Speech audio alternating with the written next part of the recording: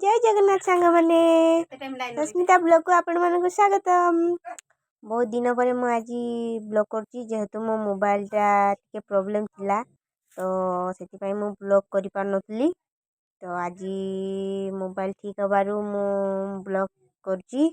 आपण मानक गोटे भल रोषे करके आपण मानक देखेबी। ये है कौन छतु, ये है बटन छतु नुहे कि किना छतु नुहे, ये आम बाड़ी रे हेइतिबा छतु। तो या केमती रोषे करवा चलते देखा। ये छतु को आपण मैंने कौन कहती, आमर तो इे कहती दुर्गा छतु, तो आपण मैंने या कौन कहती। तो चलते आम रोषे करवा। यही देखिपुं छतु एतिक छतु नुहे मुझे वीडियो रखी। तो छतु आउ अच्छी तो देखिपुं केमती कढ़ होती भल भाव फुटी भी जाइए। चलतु या काटी नवा। ये देखु छतु को मु काटी नहीं भल भाव छड़ेगी। तो ये पानी में भिजे देती कारण से किसी बाली थी से भिजे रखी। तो या भल भाव धोई देकी बाहर करवा। तो ये मु पत्र रखी। तो पत्र रू आपण मैंने किसी जापर कि जापार नो। तो ये पत्र देख पार्टी पत्र गोटे दो अच्छी एटी मसला भी बाटी देती सोरिष बटा ये प्याज बटा। तो ये मसला भी मु रेडी कर देती। तो तापर कौन करवा देखिपुं केते निआ जलुची मो चुली रे कौन भावुवे आपण मैंने किसी तो गोटे हम। तो ये देखु मुझे छतु को सब भल भाव चुपुड़ी की बाहर कर नहीं कारण पानी रही प्रोब्लेम हम से भी बहुत पानी बाहर। तो ये है पत्र। तो पत्र को मुझे भल भाव टे ततई दूची कारण कदली पत्र फाटीज से दीटा पत्र को मुझे छोट कर नहीं।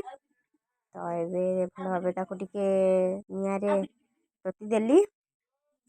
एबे देखिपुं पूरा पूरी केते निआ कौन हम।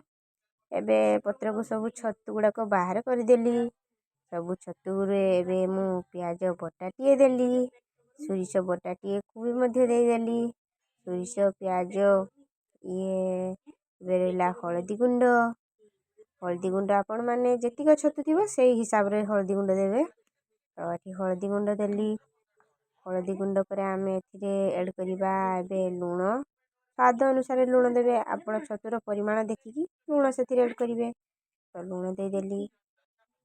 तापर आम एड करवा जीरा गुंड। तो आपण मैंने चाहिए कंचा जीरा को दे पारे।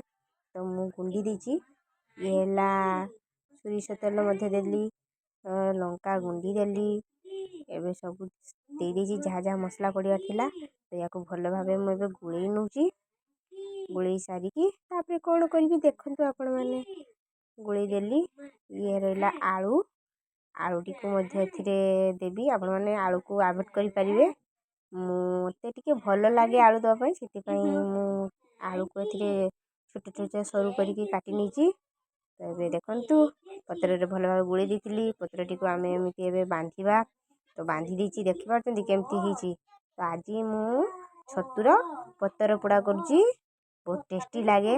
एबे देखिले चुली रे केते अंगरा होता। तो ये से पतर पोड़ा को मुझे पकईदेवी। छतु को पकई दीची छतु हो गला घंटे पर मु काढ़ी। देखु केमती ऊपर पत्र पुड़ी जाइए भितर भी भल भाव हो आसी केमती तार स्मेल आसी। देखु बहुत टेस्टी लगे बहुत सुंदर भी लगे खावाई।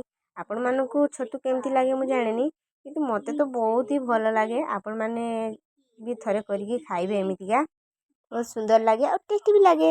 मोर छतुर रेसिपी केमती लगला कमेंट रे जनइबे। तो मु आशा करती आपण मानक बहुत भल लगी। तो निहाती कमेंट करेंगे थरे ट्राए करके खाइबे छतुर रेसिपी टी आपण मैंने करके खाइथे कि मुझे जाने पर ये भी करके खाइबे बहुत टेस्टी लगे। तो आपको मो वीडियो जब आपको भल लगुव तो लाइक करेंगे सब्सक्राइब करेंगे और मीठा मीठा कमेंट करेंगे। रही जय जगन्नाथ पुणी देखा मो नेक्स्ट वीडियो रे टाटा।